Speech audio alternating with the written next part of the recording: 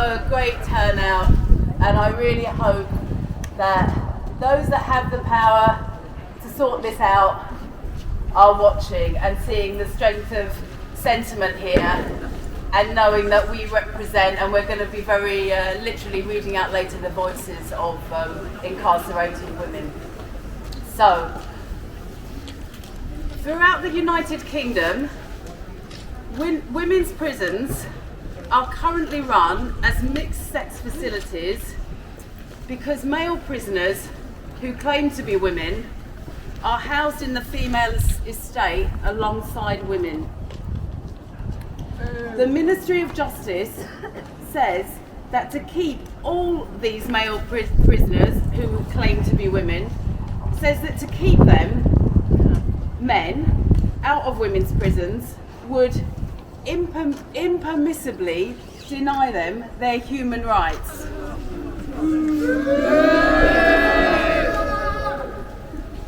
That's right, male prisoners, including those convicted of the most serious and violent offences against women, and including those, the vast majority, if not very likely all, with fully functioning penises, that they apparently have the human right to be housed with women in prison. A right that apparently must not be denied them. What about women's rights? What about women's rights? What about women in prison?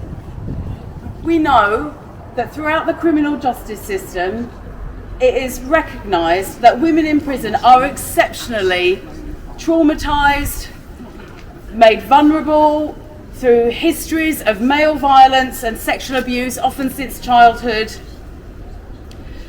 with alarmingly high rates of mental distress, high rates of self-harm and attempted suicide. And I do want to say just now, I don't know, probably some of you here would have seen that the report that came out just this week of Foston Hall Women's Prison in Derbyshire, where in the past since 2019, 2 women at that estate have killed themselves.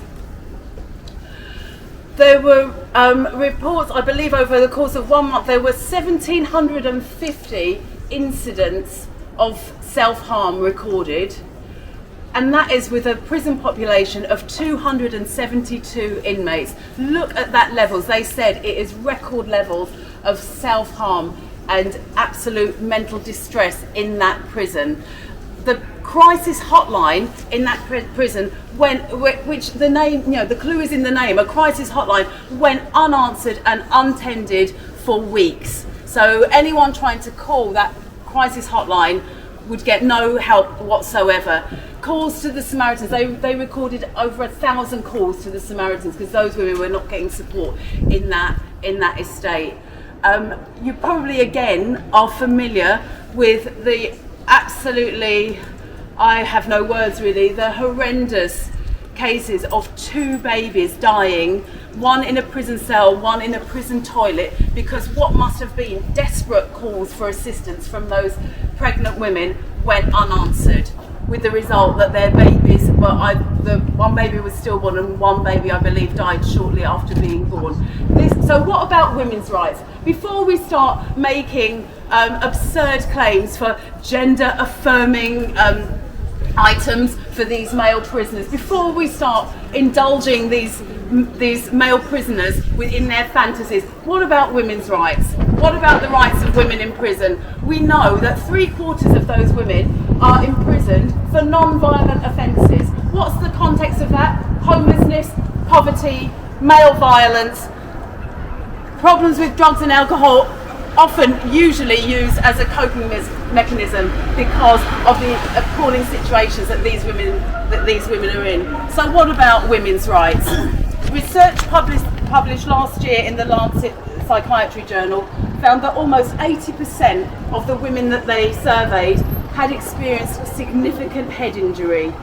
In most cases, this was the result of years of violence from male partners. The government's female offender strategy apparently mandates a trauma response approach. Now, isn't this one of these buzzwords, trauma response? How Can anyone explain to me how is it trauma responsive to force a female offender who has been the victim of rape to share prison accommodation with a man who has been convicted of rape?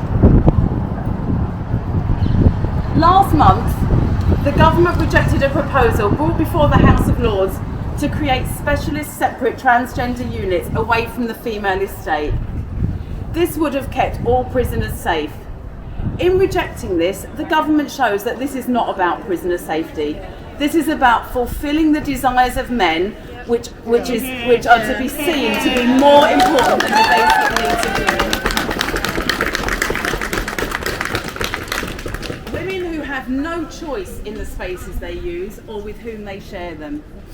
Women who, like all women, have the right to single-sex provision for reasons of dignity, privacy and safety. And again, in that Boston Hall, women do not feel safe in prison.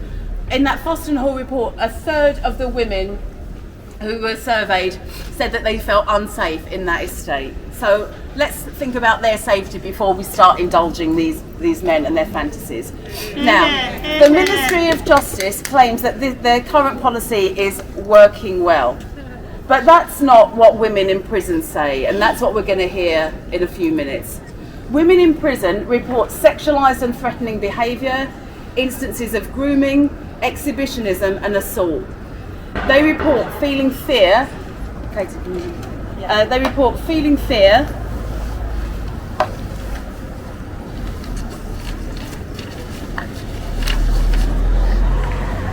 and being unsupported by prison staff who are reluctant to act on their complaints. And again, I think if we just remember those women, those pregnant women who were calling desperately for help, well, I think we can see that we cannot guarantee that women will be supported and listened to when they make complaints about this. Women are told their concerns are transphobic or are instructed that they may not use language to accurately refer to the sex of these men because apparently this misgendering is bullying.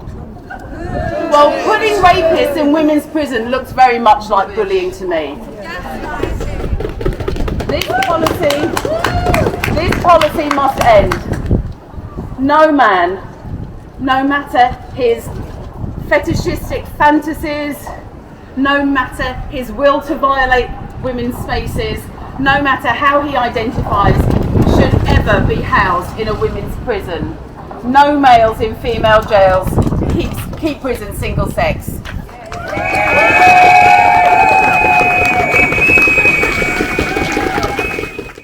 A female prisoner brought a judicial review against the Secretary of State for Justice, RFJ versus SSJ.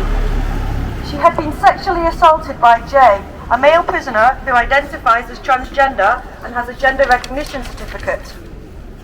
Jay was serving a sentence for serious sexual offences against women and was held in a women's prison with her. FDJ challenged the lawfulness of the prison policies concerning the allocation of transgender prisoners on the basis that they unlawfully discriminate against women and misstate the law. This is her statement. Being in prison with male prisoners, you always feel on edge.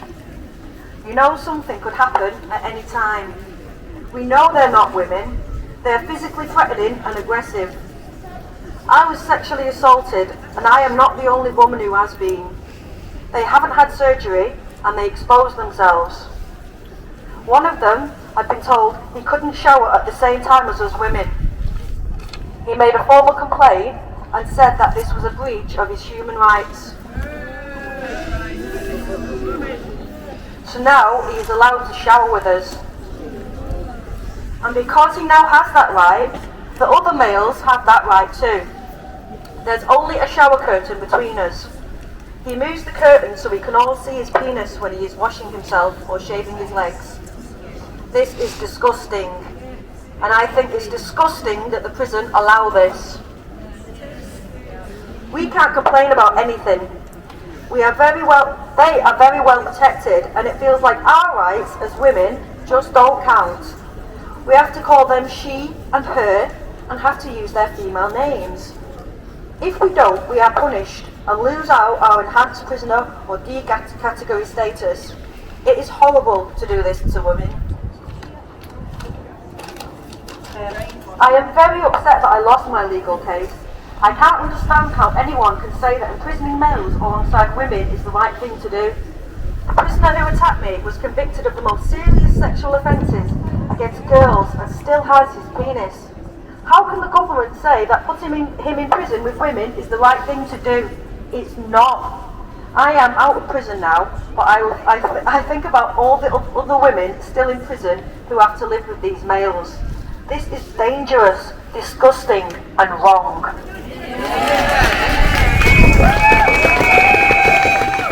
This is a statement from Vicky, a former prisoner. I was on the same wing as a trans woman who was in for a violent crime. A lot of the women were scared of him. He was quite rude, and because of his prison job, he kind of lorded it over all of the women. He was untouchable in our eyes. As if you said anything to or about him, you'd get a warning or nicking. Many women lost canteen and or association for stating the fact that he was a man, and that they felt uncomfortable with it. Our cells all had showers, which I'm grateful for, as if they didn't, I know if I had ended up down the block, as I know the prison would have let the trans women use the showers at the same time as us. What really annoyed me was the fact officers bent over backwards to accommodate him. One woman was actually moved to a different cell, so he could have his friends move into that cell, which was next door to his. I was padded up with an Eastern European woman who spoke very limited English. She'd never been inside before, and was put in with me as I knew the rules, and could help her. She needed help with everything, from canteen sheets to bail apps. The jail didn't help at all, but would do anything and everything to help the trans woman. One day, an officer overheard a conversation between me and her about men in prison.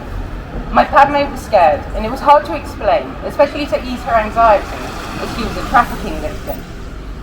We got a warning there and then, and a short while later, our personal officer came to see us. We were called transphobic, bullies, and the prison did not tolerate it. I said the prison was meant to be trauma-informed, but that was bullshit, as you aren't putting women's safety first, and the fact the jail knew I'm a victim of rape and violence at the hands of men, and my padmate was a victim of trafficking. My personal officer basically said it's no excuse to bully another woman. Shame. There was no bullying. It was a private conversation. I said I wanted to put a complaint in, but was told if I did, it would make my stay very uncomfortable. I was told this a couple of times during my sentence, and that's what Vicky has to say. Thank you. Thank you, Vicky. Hello women and hello male allies. I'm Belstaffie. Thank you. Right. For 20 years I was employed by the West Yorkshire Probation Service, and I specialised in the assessment and risk management of male sexual offenders, both in custody and in the community. I also conducted a number of reports and assessments at women's prisons in the north of the UK. I worked with transsexual prisoners on the vulnerable prisoner unit at HMP Leeds, so I know that the male estate is fit for purpose for these men. When I retired, I thought that my concerns with predatory male offenders was over. That was until the Ministry of Justice introduced self-identification in women's prisons for male prisoners. When I heard that convicted male prisoners were claiming transgender status and identifying as women within the male prison estates, I actually wasn't concerned, because I know from experience that their needs can be managed in the male estates and often within vulnerable prisoner units, which are in every UK jail, male and female. I got very very concerned when I read that these men that were identifying as women were being transferred to the female prisons based on their stated gender and not based on their sex. I was alarmed because as a sex offender specialist, knowing what I know about these dangerous men and their dangerous and harmful behaviours, juxtaposed with the vulnerability of the women locked up in female jails. For instance, 80% are HMP and YOI style youth offender unit, that means.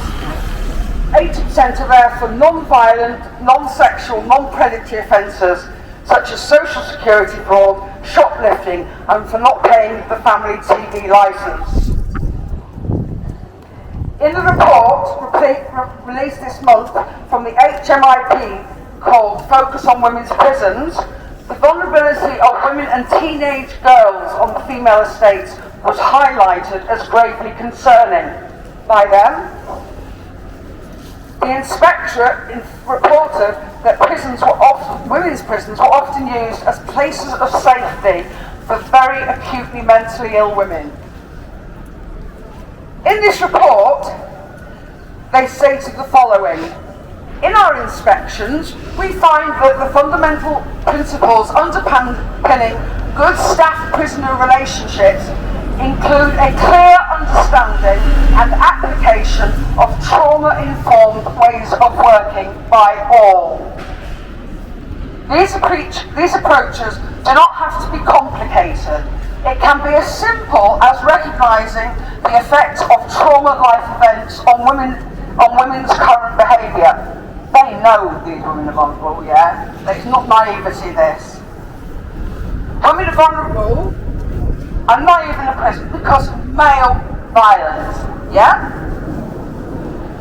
Most of the women in prison have survived multiple rapes, child sexual abuse, they've been prostituted and domestic violence. A lot of women have head injuries as well. This is a very, very vulnerable community, really vulnerable.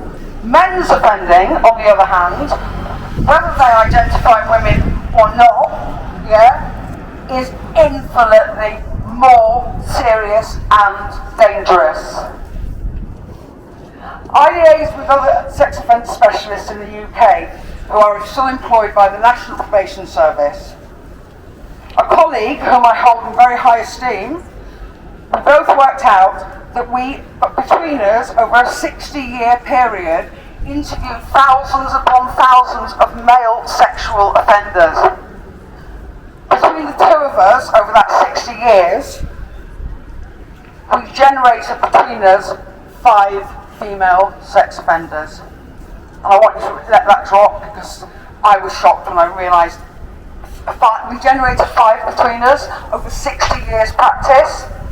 Assessments based on the offender's sex are essential if an accurate and robust risk assessment is to be made. And these risk assessments are intended to reduce the risk of harm and protect the public. This policy of self-ID that the Ministry of Justice is implementing puts the feelings of certain convicted men who, for whatever reason, are identifying as women over the humane, safe and dignified containment of women and teenage girls. Anyone who has assessed and managed male sex offenders know that they are the most manipulative prisoners in the system. They are professional manipulators and manipulate not only victims, but institutions and organisations. Ministry of Justice, you have been groomed.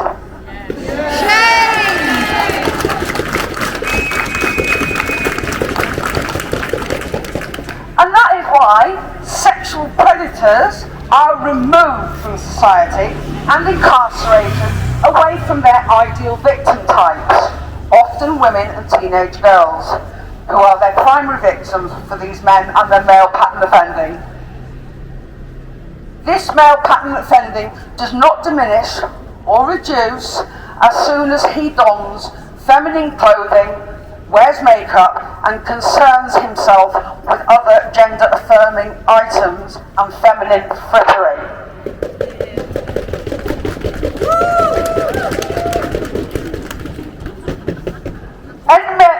male prisoner can now identify as a woman, and he should, if he desires, therefore be placed in a prison that reflects his gender, not his sex. Do you see how they have conflated us all, yeah?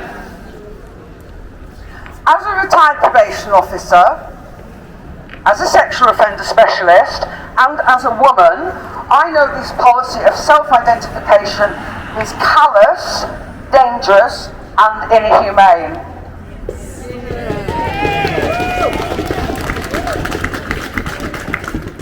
Most people in the UK do not know this is happening, and that is why we are all outside the Ministry of Injustice today, drawing attention to this massive sex-based injustice for women. Yeah? They are putting predators in with already very traumatised, and they recognise this. They're putting predators in with prey. HMP style was protested at the end of January. A steering group led up there by Northern Rad Fem Network. 30 women turned up representing 6 local feminist groups. Manchester Feminist Network, Liverpool Resistors, Womanchester, Northern Rad Fem Network, one more. Sheffield Women of Steel. Yeah? We protested up there, and it was a very successful protest. There will be more protests at women's estates across the UK over the coming months, organised by a number of feminist groups in the UK. Please attend them, yeah? Attend them, please. This is really important. Women didn't start this inhumanity, but we will conjure up an almighty storm on a number of fronts to stop this state-sanctioned abuse and gaslighting of women and teenage girls in UK prisons. Thank you for attending this protest against self-identification, and thank you for the support for female prisoners. They deserve justice like every other bastard.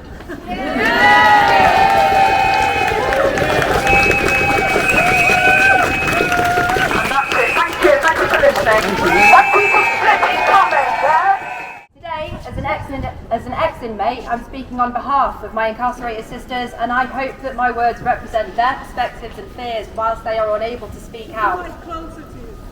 Okay, better? Closer. Like here? Alright, okay. Women in prison do not operate in a hierarchy. We innately recognise trauma in one another, and we tend to band together and we form attachments. Inside, this tendency is amplified because all we have is each other. Of course, there are fallouts and shifting alliances, but despite this, there is always a stable power balance that remains relatively static. The presence of just one man takes the stability and throws it into chaos. Even if that one man is one of the good guys, the dynamic in a group of women will be irrevocably altered, and they will have to sacrifice the links of comfort and security that they have been able to build and count on in an otherwise abysmal situation. We know, however, that these particular men are never, ever, even remotely good guys. They are predators. A full 60% of male prisoners presently identifying as transgender have been convicted of sex offences, and knowing the pathetically low rates of conviction, it's safe to assume these are extremely serious offences. These men know exactly what they're doing, and so do the prison officers, governors and policy makers that have greenlit this disgusting process at every step, allowing them access to some of the most easy targets. There is not one single aspect of life inside that isn't adversely affected by having mixed sex facilities. Women will avoid showering in communal washing spaces. They'll stay in their cells during any recreation time if common areas are dominated by men. They'll stop going to the gym. They'll stop partaking in enriching activities. This has already happened. In 2018, a male murderer named Alex Stewart was placed in HMP Greenup and proceeded to destroy a women's fitness tournament. Of course, anyone who had a problem with this was transphobic and instantly dismissed. Male and female prisoners are vastly different demographics. The female prison population is just 5%, and we are imprisoned overwhelmingly for non-violent offences. This cannot be overstated. Ministers and legislators know this very well and flagrantly disregard the already scant well-being of women to appease the whims of the nitpicky men. It is utterly contemptible that the women bearing the sharp end of this abhorrent capitulation are the ones most in need of protection. The mad idea that men magically become women on their say-so is a nefarious lie, and this twisting of reality is making its way into legislation and the highest echelons of lawmaking. The analogy of foxes in hen houses has never been more apt. How has it happened that rapists, child molesters and murderers are being given a state-sanctioned free pass to continue abusing? Who the hell let this happen? So, we are here to hold to account every person that implemented this dangerous nightmare, and to urge them to consider the devastating consequences of their actions. We want nothing less than a total reversal of this awful policy. We demand the removal of every single man from the women's estate.